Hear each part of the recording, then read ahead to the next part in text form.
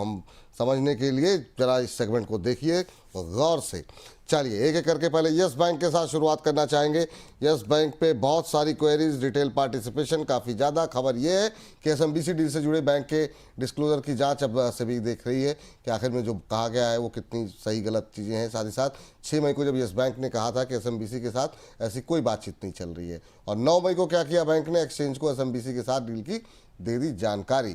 अब सेबी ये जांच कर रहा है क्या बैंक ने कहीं निवेशकों को गुमराह तो नहीं किया, तो इस मामले की जांच चल रही है। हालांकि यस बैंक के शेयर पे कोई खास फर्क नहीं, आज हम देख रहे हैं करीब 0.25% के आसपास की मजबूती देखने को मिल रही है। एसबीआई और तमाम बैंकों ने एसएमबीसी के अंदर अपनी हिस्सेदारी बेची हुई है और बैंक के डिस्क्लोजर की जांच कर रही है सेबी।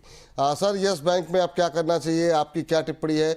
एक महीने में 20% की रैली आ चुकी है, फ्रेश बाइंग के लिए कोई जगह है क्या, और जिनके पास है वो क्या करें इस बैंक में? फिर इसमें एक चीज बोलता हूँ ऑन अ लाइटर नोट, अब आपको समझ में आएगा कि क्यों हमेशा हम ना शो के एंड में डिस्क्लोजर देते हैं, चाहे जल्दी भागते भागते देते हैं। ये सेबी का डिस्क्लोजर नॉर्म जो है ना सर, ये भी एक हेडेक तो है।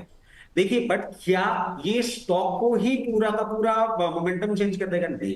थोड़ा सा पेनल्टी एक्शन हो सकता है, पीनल एक्शन हो सकता है, क्योंकि हाँ, ये बहुत ऑब्वियस बात है कि आप इस तरीके से डिस्क्लोजर नहीं दे सकते हो, and it can not happen randomly कि 6 तारीख को मैं बोल रहा हूँ कुछ नहीं और 9 तारीख को पूरा डिप्लॉयटेशन आ रहा है। तो ये एक प्रॉब्लम बनेगा, बट क्या ये बहुत बड़ी प्रॉब्लम है? नहीं। ये छोटा सा पीनल एक्शन हो सकता है, जिसके चलते हो सकता है ये टेपेड मूवमेंट दे।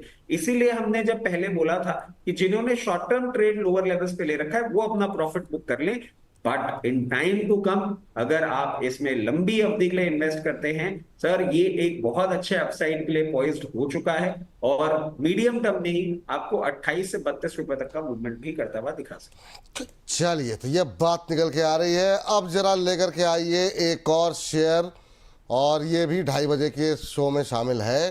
क्या ये ब्रेकआउट आ रहा है क्या सर? जरा चेक कीजिएगा जीएमआर एयरपोर्ट, मतलब इसने भी बहुत तड़पाया है।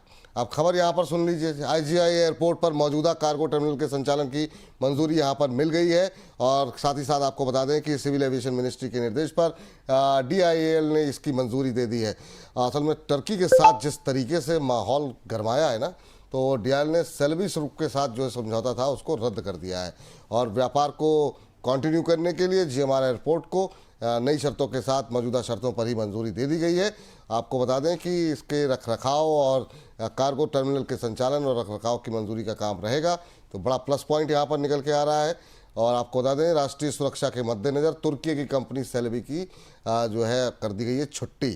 तो होना भी चाहिए था, जिस तरीके से तुर्की का व्यवहार रहा है भारत के प्रति। सर, अब क्या करें? 91 के आसपास आ गया है, खबर सुबह से थी, शेयर चलना अब शुरू हो रहा है, इंट्राडे हाई पे ट्रेड करता हुआ। आपकी टिप्पणी क्या होगी सर इस पर? सर देखिए, ये जो आप बोल रहे हैं ना, बहुत तड़पाया है सर, एक्चुअल में बहुत तड़पाया है। और अब मैं समझता हूं कि जब इतनी सारी चीजें, क्योंकि सर आप देखिए इसमें दिल्ली एयरपोर्ट का भी स्टेक खरीद लिया, सब कुछ कर लिया, बट मूवमेंट ही नहीं आ रहा। अब इस खबर के चलते ही मूवमेंट कर रहा है, तो आई विल जस्ट प्रे कि प्लीज ये कैसे भी करके 95 96 रुपीज का एक लेवल है जिसपे इसको प्रॉब्लम आती है, वो अगर ब्रीच कर जाता है तो 104-5 रुपए तक का मूवमेंट दिखा सकता है। क्या ये मल्टी बैगर बनेगा सर, वो मैं नहीं कह पाऊंगा, बट हाँ, ये चीज जरूर है कि जिस तरीके से पॉइज्ड है, अब 104-5 रुपए तक का मूवमेंट दिखा सकता है। मतलब 3 डिजिट में आ सकता है ना सर? बिल्कुल बिल्कुल, 3 डिजिट में आता है। 3 डिजिट में आ सकता है। चलिए, तो यही बहुत लोगों के लिए बड़ी बात होगी। बहुत लोग थोड़ा 100 के इर्द गिर्द फंसे हुए हैं बेचारे, और इंतजार कर रहे हैं 3 डिजिट में कब आएगा, तो उनके लिए अच्छी खबर है। अगली कंपनी जरा लेकर के आ जाइए फटाफट, और ये है इंडसइंड बैंक। सर, इस पर भी आपके साथ बहुत डिटेल में बातचीत हुई है। कुछ ना कुछ चलता ही रह रहा है सर बैंक के। अब नई खबरें सामने यहाँ पर निकल करके आ रही, कुछ दिन बाद में तो मुझे लगता है कोई बड़ी बात नहीं कि आरबीआई के हमको कुछ दिन के लिए 2-4 आदमी पीछे लगा ही दें, आराम से जांच करते रहें। अब सर फिर से जांच की जा रही है, कई सारी चीज़ें जो सामने निकल करके आ रही हैं, स्क्रीन पर हमारे दर्शक यहाँ पर पढ़ भी रहे होंगे। अभी स्ट्रेटजी क्या होनी चाहिए सर, जिस तरीके से 595 करोड़ रुपए का ये मामला सामने आया है, और इंटरनल ऑडिट में फिर से नया खुलासा हुआ है, और प्रमुख कर्मचारियों की भूमिका जो है फिर से संदिग्ध बताई जा रही है। ग्राहक कंपनियों में इनसाइडर ट्रेडिंग को लेकर के बैंक के वरिष्ठ अधिकारियों की भी जांच हो रही है। बैंक के पूर्व शीर्ष प्रबंधन की भूमिका पहले से ही सर सस्पिशियस रही है। क्या करें सर इंडसइंड बैंक पे अब? सर ये मैनेजमेंट ओवरऑल की तरफ जा रहा है बैंक, वेरी फ्रेंकली। अब जिन्होंने लोअर लेवल्स पे लिया है, और क्योंकि ये वॉलेटाइल भी बहुत है, उनको मैं एक चीज सजेस्ट कर दूंगा कि आप जैसे ही आपको ये 820-25 रुपए 24 रुपए मिलता है, क्योंकि वो लेवल आ जाएगा, मतलब खबर है, प्रॉब्लम है, बट मोमेंटम में वो लेवल आएगा, वहां पे एक बार ना पोजीशन बुक कर ले। फ्रेश एंट्री के लिए मैं सजेस्ट ही नहीं करूंगा, क्योंकि sir Mornings can be hectic, and honestly, I don't have time for 10 products. But skipping sunscreen, that's never an option. That's why I love talking. Book कर ले।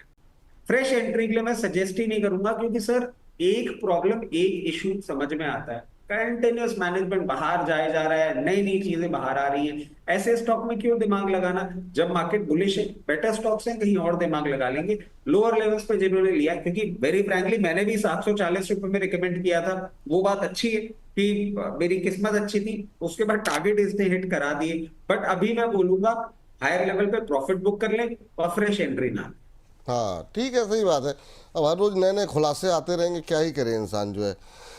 ठीक कह रहे हैं सर, बिल्कुल अगली कंपनी लेकर के आते हैं।